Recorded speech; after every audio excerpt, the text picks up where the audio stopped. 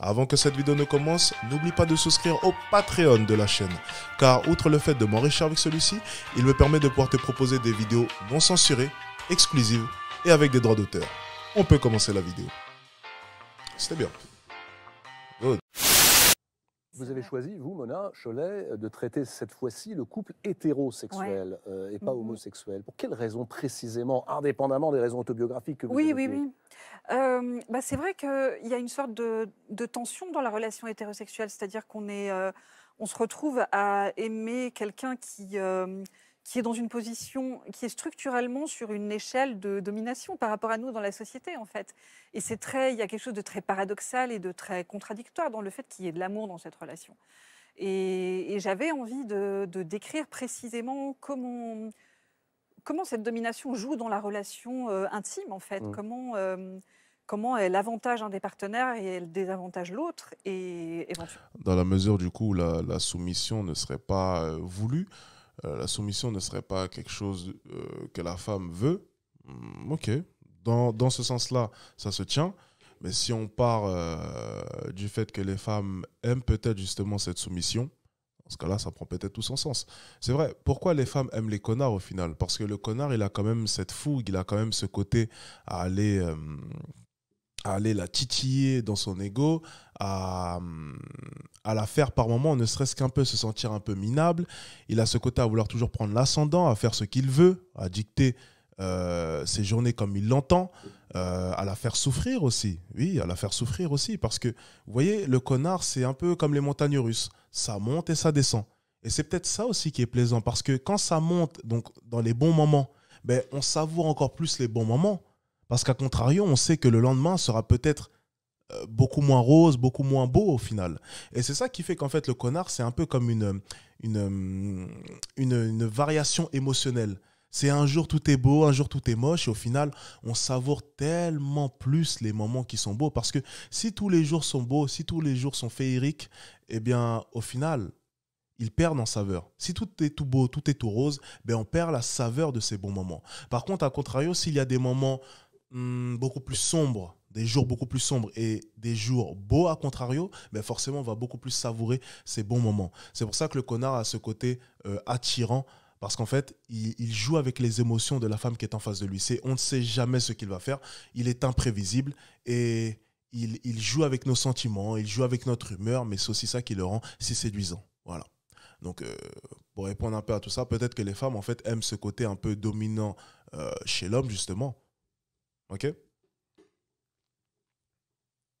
Actuellement, comment on peut essayer de le désamorcer. Mais avant tout, j'ai voulu le décrire parce que je crois que c'est assez passionnant. C'est-à-dire que cette espèce de tension et de contradiction, moi, elle m'intéresse. Enfin, on est toutes et tous pétris de contradictions et j'avais envie de mettre cette contradiction-là sur la table et de voir de quoi elle est faite. C'est-à-dire quand l'amour se heurte à l'emprise, à la domination, à la violence. Ça, c'est le patriarcat. Oui, bien sûr. Enfin, je crois que tout notre imaginaire amoureux, en fait, est fondé sur comment dire, sur l'amenuisement des femmes, il ne faut pas être trop menaçante. On vous dit beaucoup qu'il ne faut pas être trop menaçante pour être aimée. C'est un discours très banal. Hein. Encore heureux. Mais attends, menaçant dans quel sens? Elle parle vis-à-vis de quoi? Ça dépend. Combien de femmes à qui on dit ne fais pas trop d'études. Pas trop menaçante et écrivez-vous. Ah, ok, menaçante dans ce sens, ok. Trop intelligente, surtout. Pas trop intelligente, pas trop. Même les critères physiques, les critères de beauté. Alors, pour ce qu'elle vient de dire, là, c'est intéressant. Pas trop d'études. Pas trop d'études, non. Par contre, une femme, effectivement, qui est trop occupée, qui occupe peut-être un poste trop important, qui dirait donc plus de responsabilités et moins de présence dans le foyer, ça, c'est vrai que c'est une chose qui n'est pas séduisante. Et à contrario, à juste titre, je pense aussi que de leur côté, un homme qui n'est jamais là, ce n'est pas séduisant aussi. Donc en fait, ça marche dans les deux sens. Par contre, ce qui est vrai, c'est que dans les mentalités, ça passe beaucoup plus. Un père qui est absent, qui travaille un peu plus, passe beaucoup plus qu'une mère qui est absente et qui travaille beaucoup. Ça, c'est vrai sur ce point-là, je la rejoins. Il faut être plus petite que l'homme qu'on aime, il faut être de préférence toute mince, enfin, il ne faut pas prendre trop de place. Parce Il faut être plus petite que l'homme qu'on aime. Ouais, ok, oui, ça c'est possible. C'est vrai que les études prouvent que les femmes en moyenne veulent un homme plus grand qu'elles de 21 cm, si je ne me trompe pas. Et à contrario, les hommes, eux, c'est l'écriture inclusive, hein, ça rentre un peu dans ma tête, là, ça va vite. Et les hommes, eux, de leur côté, vont choisir une partenaire plus petite en moyenne de 8 cm. Donc, pour le coup, c'est pas complètement faux. Voilà. que c'est ça que ça veut dire, la minceur, en fait, c'est quand même l'injonction à ne pas prendre trop de place. Il faut pas réussir aussi. Non, attention, là tu fais une erreur, encore une fois, mon ami. Je vais prendre ton commentaire parce qu'il est intéressant. Je ne suis pas d'accord avec toi, les femmes adorent les hommes occupés qui n'ont pas le temps de leur donner l'heure. Oui, dans la phase de séduction. Là, je te parle d'une vie de famille, mon ami. Dans une vie de famille, tu n'as pas l'heure, ta femme, elle se fait sauter par le voisin. C'est totalement différent et le divorce arrive. C'est totalement différent. On ne parle pas de séduction là. Je parlais dans un couple, ok. Et c'est d'ailleurs ce qu'a souligné, ok. C'est plus vis-à-vis du couple. Là, on ne parle pas de séduction. Oui, dans le jeu des séductions, il ne faut pas être trop disponible. Les femmes ne veulent pas de votre attention. Ça, je le répétais maintes et maintes fois. Vous avez sûrement dû entendre mes cours vis-à-vis de cela. Par contre, là, on parle d'une vie de famille, ce qui n'a rien à voir. Donc, aucun rapport pour le coup. Quand il s'agit d'une vie de famille, tu n'es pas présent, mon ami, tu travailles, c'est bien, tu ramènes de l'argent, c'est bien, mais ça ne suffira pas pour rattraper le vide que ta femme ressent. Elle se fera sauter par le voisin ou le jardinier, comme Gabriel dans Desperate Housewives. La petite référence. Allez, on continue. C'est rien, t'inquiète pas, il n'y a pas... My bad, non. C'est important, tu vois, tu me dis un peu ce que tu n'as pas compris ou bien ce sur quoi est-ce que tu n'es pas d'accord et puis on peut en débattre, il n'y a aucun souci. C'est bien, c'est quand même très frappant, tous ces discours. Le pauvre homme qui vit avec une femme qui réussit mieux que lui, comment est-ce qu'il va s'en sortir? Alors qu'en fait, plein de femmes vivent avec des hommes qui réussissent mieux qu'elles et on ne leur demande jamais si c'est pas trop dur et comment elles s'en sortent. Je pense que c'est... Parce que généralement aussi, les femmes sont moins ambitieuses que les hommes. C'est aussi quelque chose qu'il faut reconnaître. Un homme, on sait qu'il aura plus cette volonté à aller plus loin dans les études, à rechercher des hauts postes, tandis que les femmes, de leur côté, se contentent d'études un peu plus modestes. Donc, pour le coup, oui, c'est explicable, hein. Et d'ailleurs, c'est des statistiques, hein, qui sont sorties, c'est que les femmes ont tendance à vouloir moins occuper de hauts postes. Voilà. Donc encore une fois, mais bien sûr, son argument, excusez-moi, sera de dire oui, ben justement, ça va dans mon sens parce que la société, voilà, nous a entre guillemets formaté. Et donc les femmes ne veulent pas forcément prétendre à de hauts postes parce que dans leur tête, elles se disent qu'il faudra être disponible pour la famille. Ce qui se tient aussi, encore une fois. Donc je ne fais pas preuve de mauvaise foi, excusez-moi, et je rejoins ses propos. C'est très naturel. C'est pas bête, voilà, c'est pas bête ce qu'elle dit. Vous voyez, on a eu affaire à des féministes un peu plus bêtes. Je ne sais même pas si elle est féministe, hein, mais on a eu affaire à des femmes vraiment qui nous ont raconté des conneries ce soir. Là, pour le coup, c'est pas dénué de sens. Il y a une certaine logique dans ce qu'elle dit. C'est pas faux. C'est pas faux. En plus, c'est des choses qu'on reproduit sans même y penser, en fait. Tellement ça paraît aller de soi. Vous écrivez que pendant longtemps, vous avez vous-même nourri l'illusion que la domination et la violence étaient absentes de nos vies sentimentales. Oui, ça, je pense que c'est lié à la période... Qu'est-ce qui s'est passé pour que vous disiez, vous, qu'en réalité, non, une relation hétérosexuelle se faisait sans violence, sans domination? Est-ce que vous diriez que c'est le produit de l'éducation que vous avez reçue? J'étais très naïve, je crois. Et puis, c'était une période où...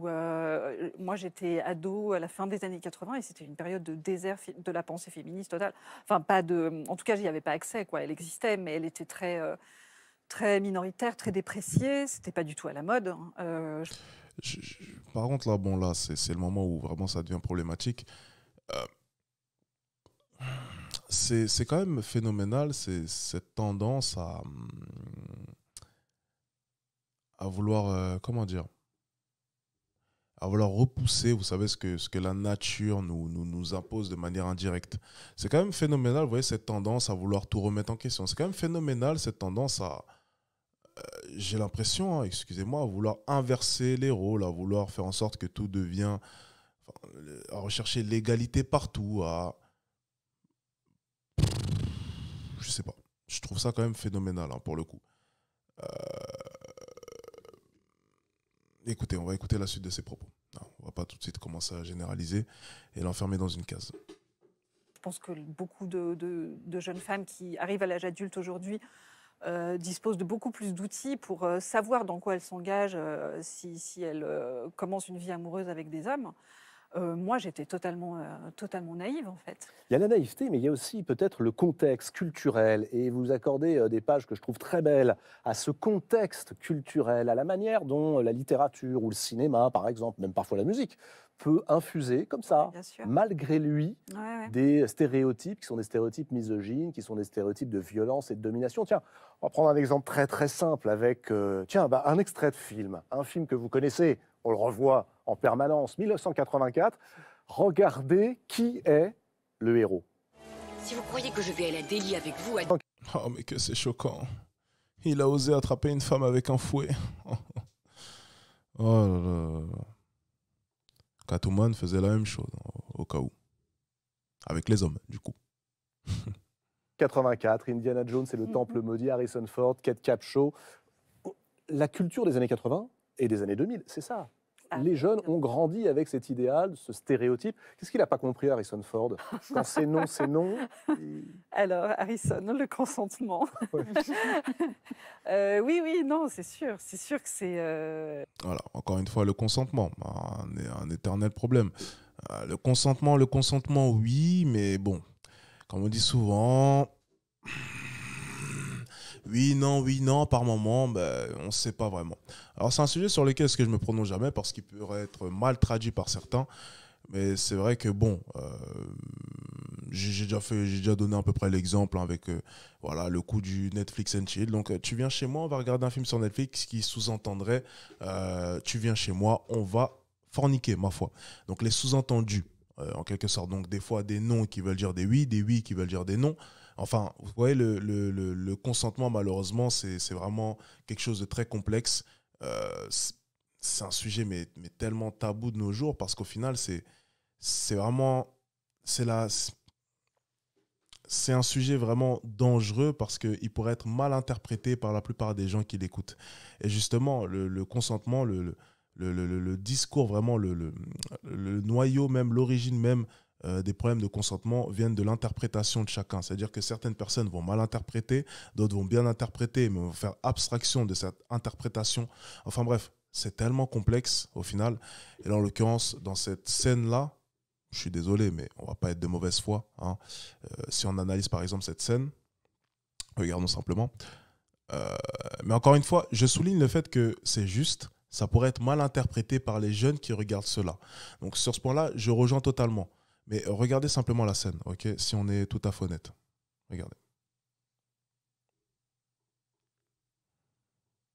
je repars chez moi au Missouri, où on ne vous nourrit pas d'araignées et de serpents avant de vous arracher le cœur et de vous passer au four. Et ce n'est pas ce que j'appelle de bons moments, moi. Excusez-moi, monsieur, j'aurais besoin d'un guide pour aller à Delhi.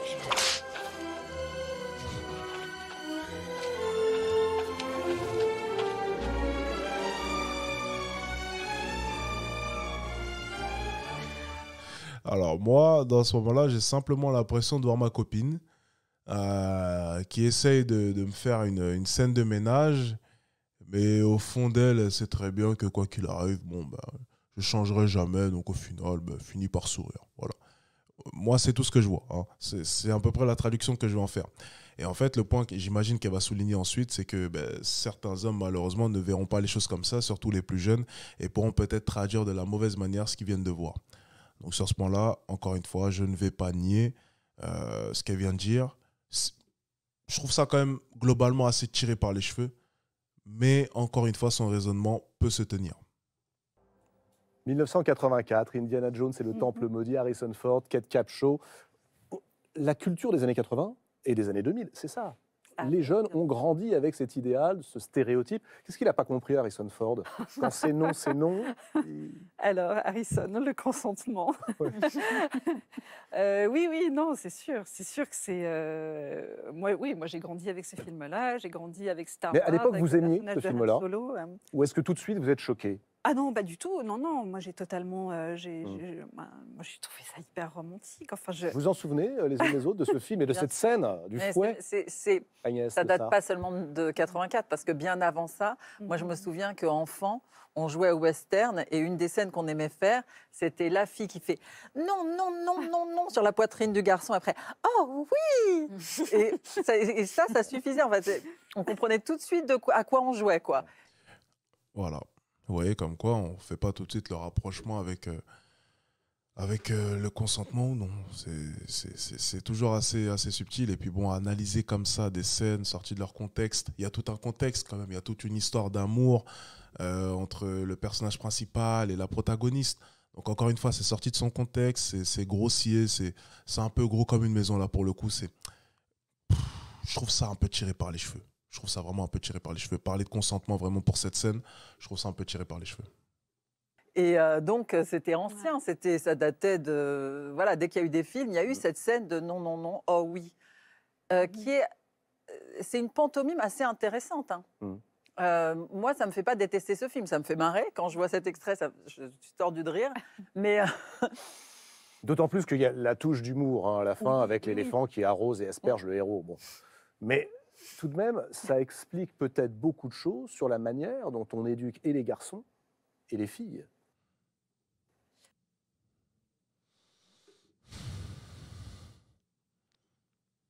C'est un peu léger quand même. C'est un peu léger. Hein.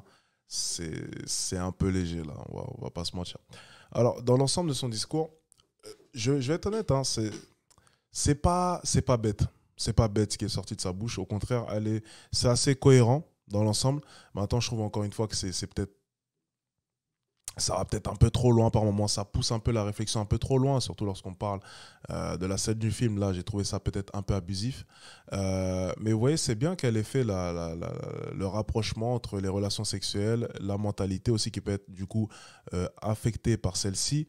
Je trouve ça super intéressant. C'est un point d'ailleurs que j'ai développé plusieurs fois. Donc ça, je trouvais ça super intéressant. Ensuite, pour ce qui est du consentement à la fin, là par contre, je trouvais ça un peu tiré par les cheveux. Mais ça souligne quand même un point important. C'est que le consentement, quand même, c'est quelque chose d'assez tabou de nos jours. Il faut faire extrêmement attention. Et comme on dit, quand c'est non, c'est non. Donc contentez-vous du non. Si une femme veut un oui, elle vous dira oui. Forcez-la à dire oui et qu'elle arrête de dire non en pensant oui. Parce que le non qui pense oui est très dangereux pour vous. Donc contentez-vous d'un non, ce sera toujours plus sécuritaire pour vous. Voilà, si j'ai un conseil à vous donner. Si elle ne veut pas dire les choses très clairement, barrez-vous, rentrez chez vous et faites-lui comprendre que la prochaine fois, elle ferait mieux de parler franchement. Parce que vous n'avez pas le temps de jouer avec cela.